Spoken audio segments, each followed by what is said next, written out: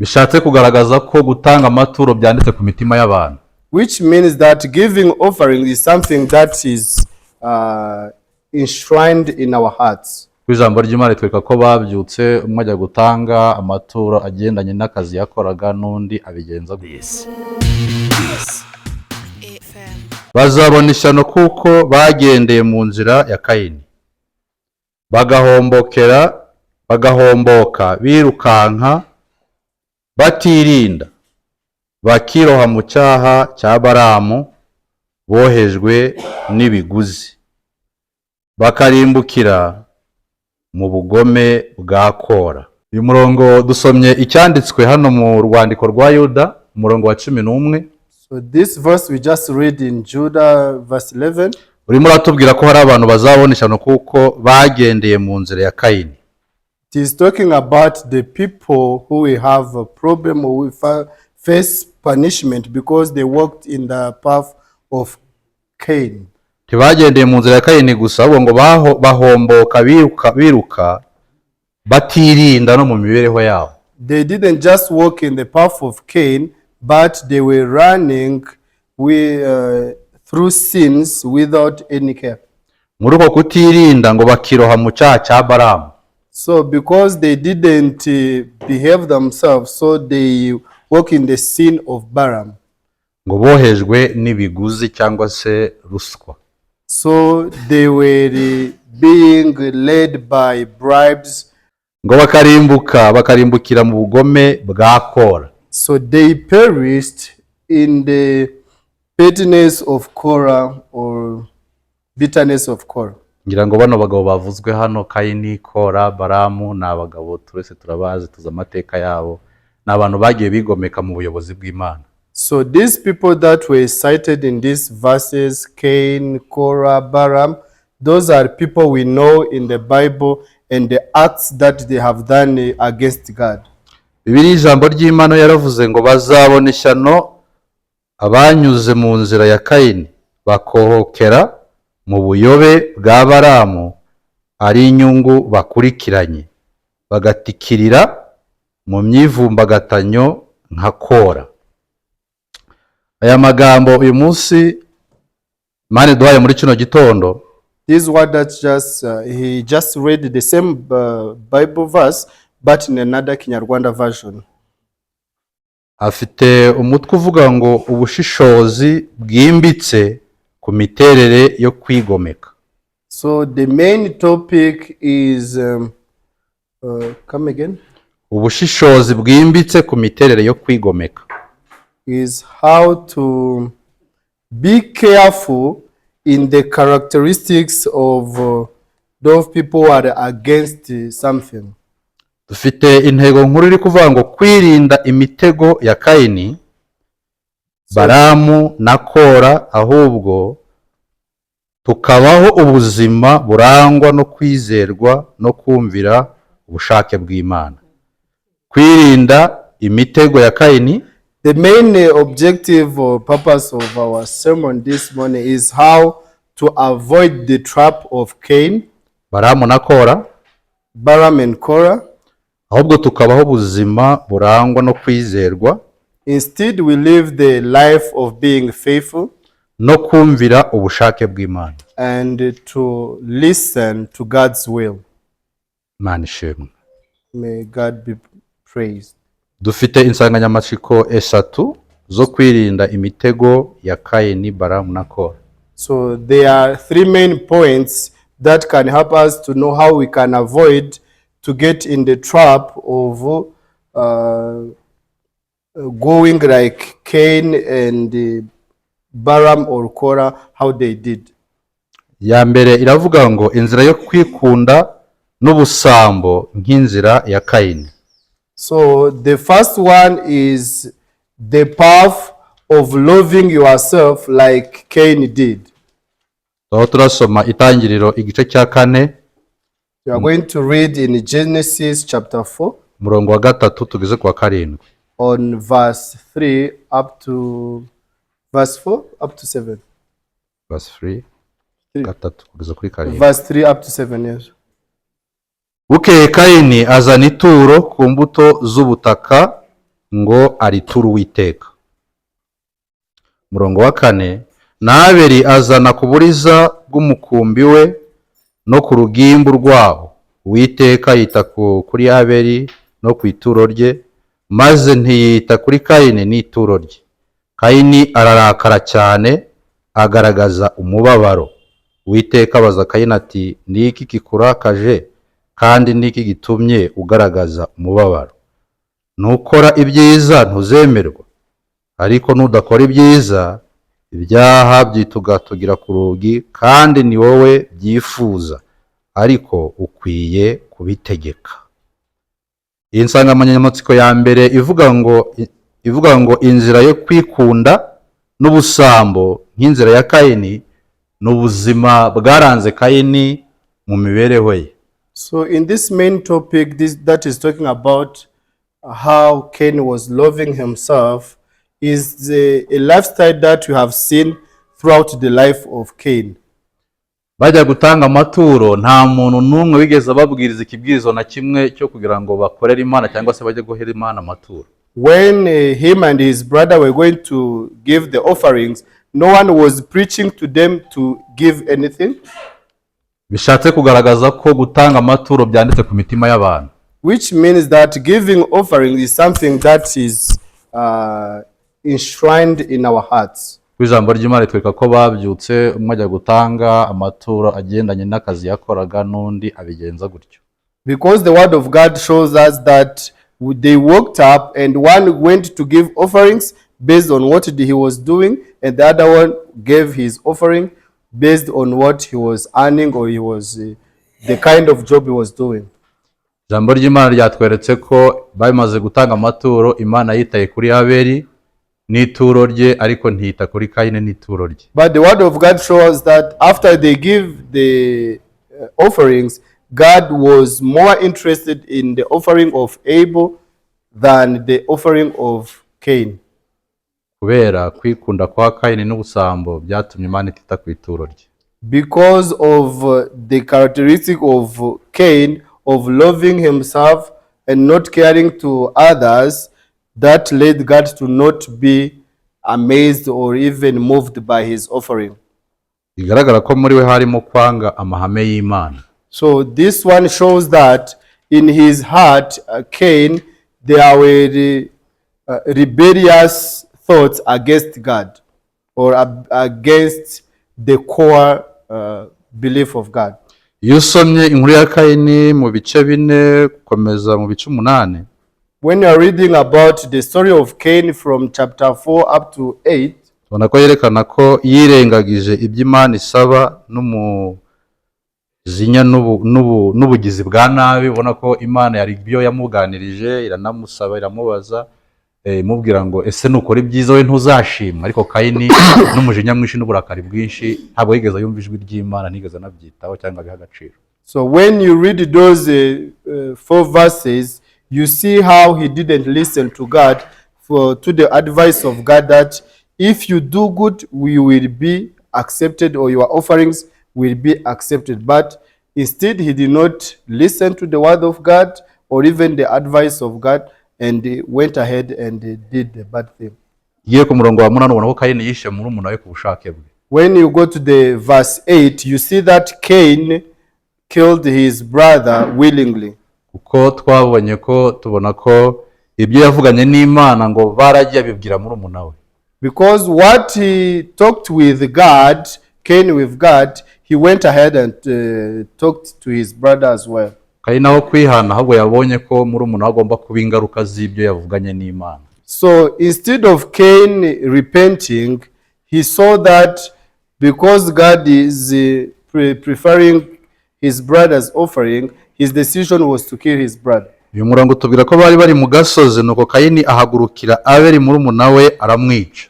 So this verse shows that they were in the mountain. Then Cain stood up and killed his brother. Byose bigaragaza ubusambo, mururumba ndetse no kwikunda bya Kayini. So this shows someone who is greedy and who love himself. Kindi Kayini irindi kosa yagize bya bintu abantu dukunda yigize ndigize sinzi ndigize kumva ko yabaho nyine wenyine nta murumuna we nta wundi muntu ndetse yumva atabana n'Imana. So the other thing we saw in the characteristics of Cain is that he had that mentality of feeling that I am my own man. I don't need anyone. I don't need my brother. I don't even need God. Ibikorwa bya Kayini byerekana akaga ko kugerageza gutsindishiriza inzira zawe aho gutsindishirizwa n'ubushake bw'Imana. So these acts of Cain, it shows that it was the willingness of wanting to succeed through your own ways instead of succeeding through the will of God.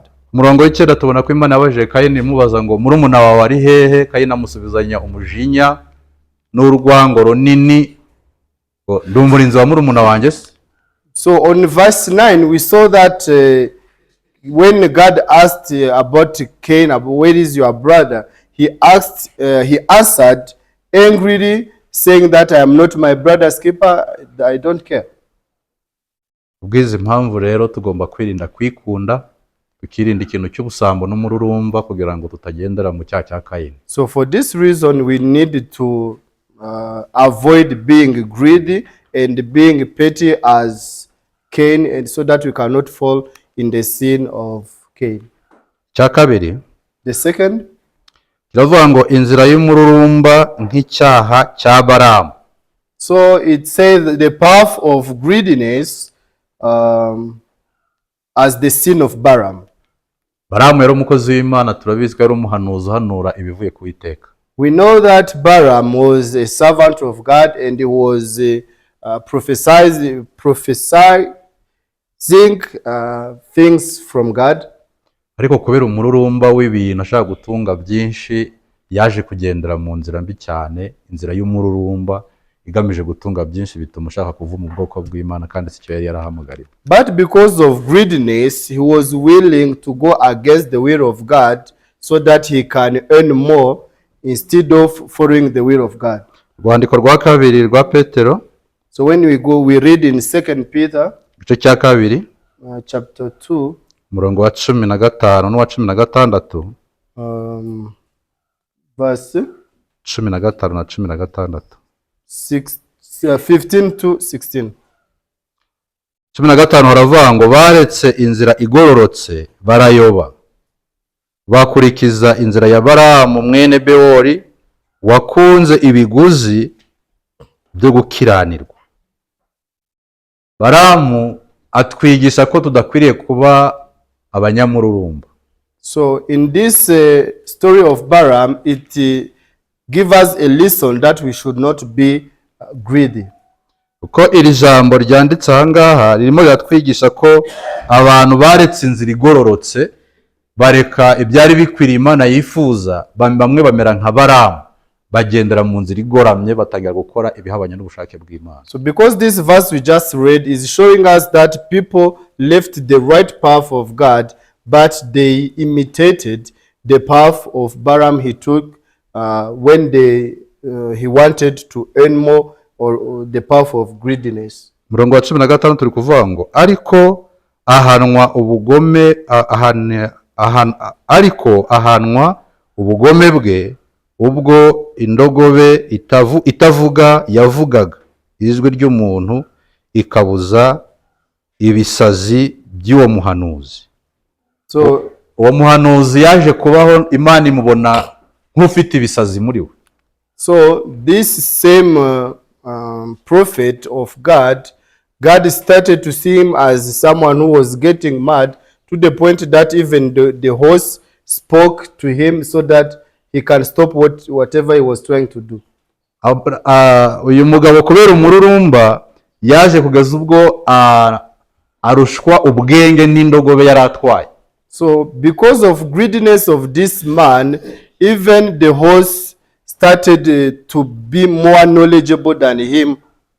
Imana ihereza indogobe kuvuga kugira ngo igabanye ibisazi byari biri muri Balamu. So God allowed the horse even to speak so that he can reduce that craziness that was in Balaam. Si byiza rero kumaramaza cyane ugambiriye kujya gukora ikibi kuko Imana ikubona nk'umuntu wuzuye ibisazi udafite ubwenge. So it is not good as a Christian to take or to be willing to do a sin so that you can earn more, because God will see someone who is ignorant. cya gatatu kiri kuvuga ngo inzira yo kwigomeka ku buyobozi bw'Imana nk'icyaha cya Kora. So the third one is the path of being against the authority of God as the sin of Korah. Uyu mugabo Kora nawe mu mateka y'Abisiraheli twaramwizeho cyane, twagiye dusoma mu bitabo. Uyu mugabo aho yaje kugomera Mose n'ubuyobozi bw'Imana, ndetse ari kumwe n'abandi bantu benshi cyane bagera kuri 250. So we have heard or listened to the story of Korah or studied about him, where he was against the authority of Moses, even against the authority of God, to the point he recruited even other 200 who supported him in being against the authority of God. Mu Isezerano Rishya tujya dusoma umugabo bita Diotrephe. So in the New Testament, we have read also about the story of a man called Diotrephe. Abo bose ni abantu bagiye bagomera ubuyobozi bw'Imana. So those people are some of the example of man who were against the authority of God. Ikidukwiriye rero muri kino gitondo nuko tugomba kugendera muri misiyo y'Imana na viziyo y'Imana kugira ngo twirinde kugomera ubuyobozi bw'Imana. So what we need to know this morning is that we need to go through or to follow the vision and mission of God so that we can be or even going in the right path.